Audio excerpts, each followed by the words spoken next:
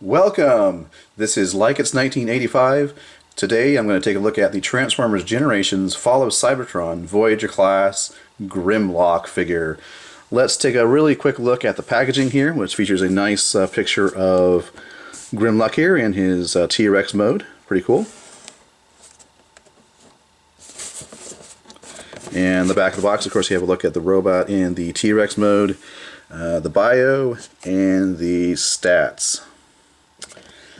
So the figure itself does come with two accessories, which are meant more for the robot mode, but you do get this nice shield and nice sword.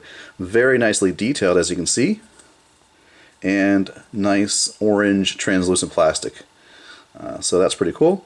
And if you want to, you can actually store the shield. There's a peg hole here on his leg here, which you can store the shield, and you can store the sword. It looks goofy, but if you're trying to keep the accessories together, that's a nice way. They do peg in really solidly, so if you're trying to keep your accessories with the figure, this is kind of a nice way to do it. But of course, these are really meant for the robot mode. So before we get into that, let's take a look at the T-Rex mode here. Really nice. Lots of nice detail, lots of nice paint. Pretty nice.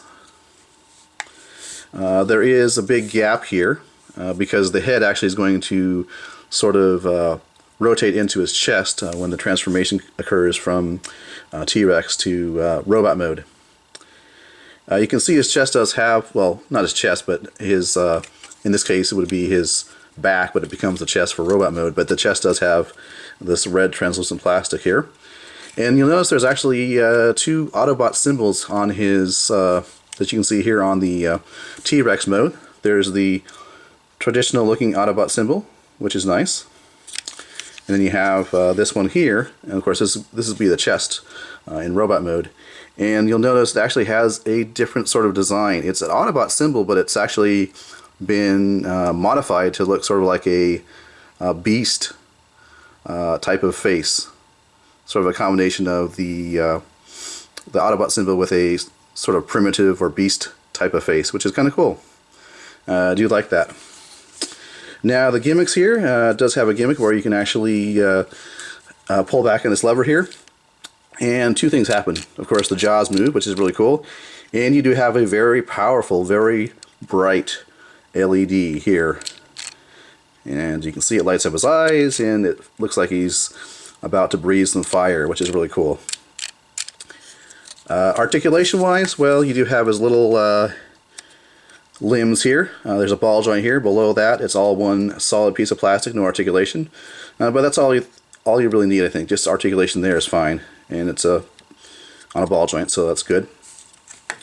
Now there is articulation a bit here at the haunches of his legs. The way that I have it right now, it's not going to move too much. I mean, you got a little bit of movement. There's actually a weird kind of a joint here. I'll show you right here. There's a joint that moves down here, here, here, and back there. So it's just a weird, funky type of joint. So really, in all practicality, you don't have a whole lot of movement. There's movement there, but just because it's clashing against the plastic, you don't have a lot of movement, which is fine for me. Doesn't really bother me that much. And then you have a swivel down here, and there's actually a small degree of bend here. Okay, so we're going to start with the transformation of the legs. First thing you want to do is you're going to take the tail here and split it. It's actually held together by two pegs, and it can be a little bit tricky to get it off, but you can see there it separates like that. Now this whole section right here is going to slide back. It's on a hinge, so we'll go ahead actually and do that right now. Show you over here as well, like that. And then what you want to do at this point is take out the feet, rotate them out, and this might be a little bit difficult to show you, but on this part of the plastic here, there's a peg, and there's a hole right there, and those are actually going to line up and peg into one another. But the other part is there's actually a hook there. It's going to hook inside this area here, so it kind of locks the leg in place. So you want to just peg that in, again, there's the peg, there's the hole.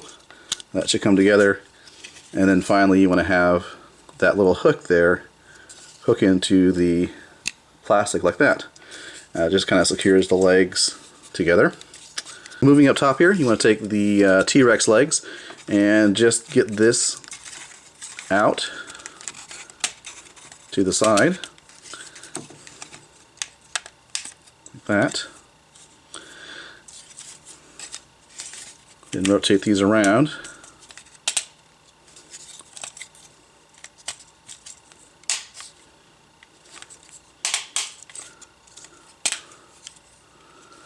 And what happens here is you move up this little claw here, that brings out the fist, then rotate this around. Same thing here, bring out the fist, rotate,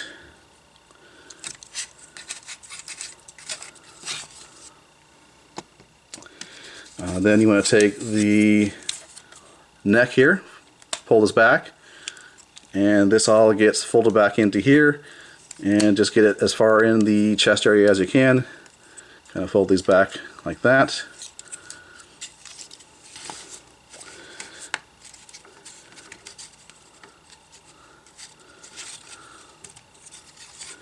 And there is Grimlock in his robot mode. So pretty cool. And this really doesn't go any farther. This is as far as it will go in. So it does have a little bit of, it doesn't bother me so much that it's hanging back here, but more that you can see it up here. And depending on which angle you take the photo of this figure at, you can kind of hide that, but it's there, you know.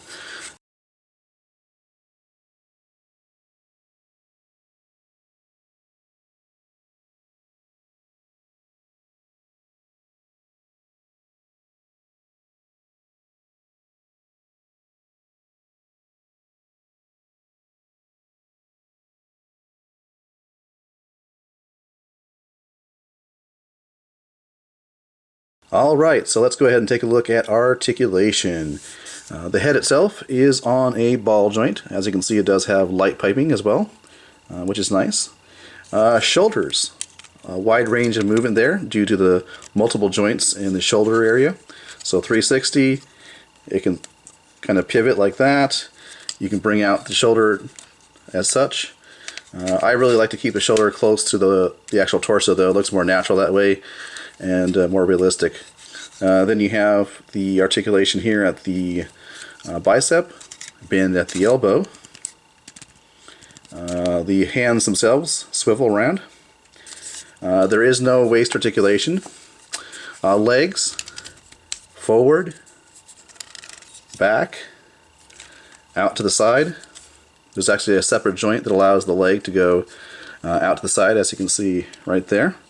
Swivel, bend at the knee, and that is what you have for articulation for this figure.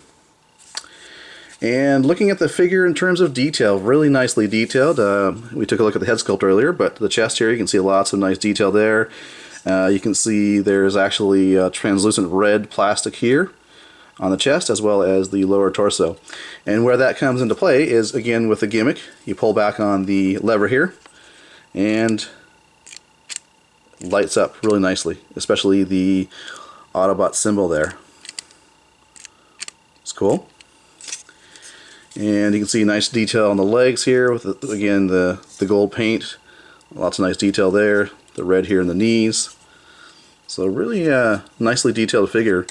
You can definitely do a lot with it if you wanted to repaint it because of all the detail in the plastic. And again, some detail there as well.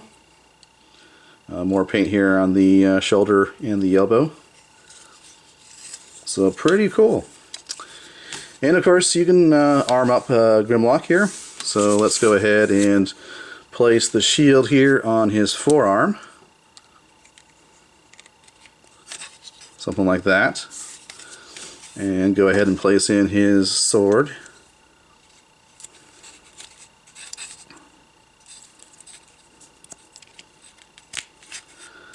So pretty cool. I do like the look of that. Pretty nice.